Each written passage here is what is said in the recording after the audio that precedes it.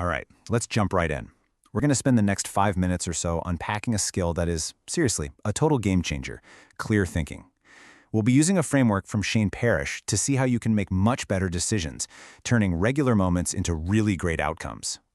I mean, it's a question that can really mess with your head, right? We've all seen it. People who are brilliant, totally capable, and then all of a sudden they make a choice that just seems completely nuts and self-destructive. So, what is actually going on there? So take this real-world story. A CEO gets a call about a pretty serious problem, but instead of actually listening, his anger just completely takes over. He blows off the warning and, well, a few weeks later, that exact problem gets him fired. This isn't about him not being smart. It's a classic case of unclear thinking. You know what happened to that CEO?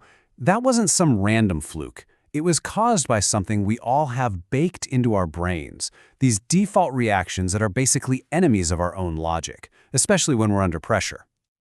And Parrish points out 4 of these bad defaults that consistently get us into trouble. Let's break down exactly what they are. So here's how they work. Emotion makes us react from the gut. Ego makes us put up our walls.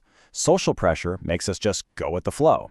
And inertia, well, inertia makes us fight anything new or uncomfortable.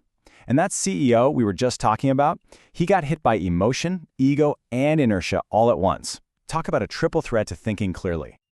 Okay, so if those are the enemies, what's our game plan? How do we fight back? Well, it's not really about just having more willpower. It's about building a defense system, a new set of mental strengths that become our new default. This is the way forward. And what's so cool is that for every single one of those bad defaults, there's a specific strength we can build to counter it. For runaway emotion, you build self-control. For fragile ego, self-accountability. To push back against social pressure, self-confidence. And to beat inertia, you need self-knowledge. And here's the most important part. These are all learnable habits. Self-accountability just means owning your results. Self-knowledge is about being honest with yourself about what you can and can't do. Self-control is that power to just pause. And self-confidence means you're focused on finding the right answer, not just being the one who's right. But let's be real for a second. Even with all these strengths, you're not going to be perfect.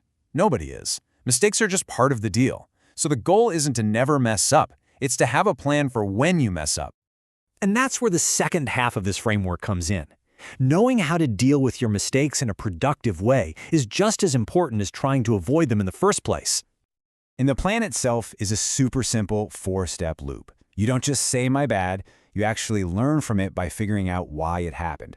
You don't just promise to do better, you make a real concrete plan. And finally, you go back and fix what you can. This is how you turn a failure into fuel.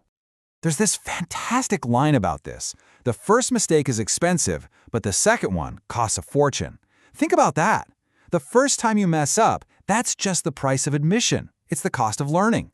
The real disaster is not learning the lesson and then doing it all over again.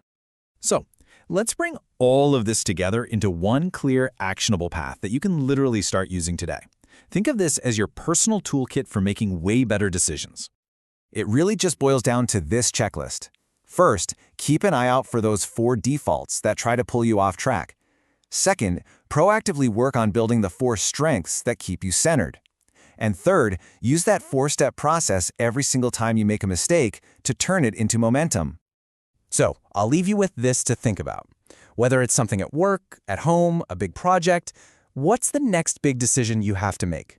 Because that right there, that's your opportunity to put this framework to the test and see what a difference it can make.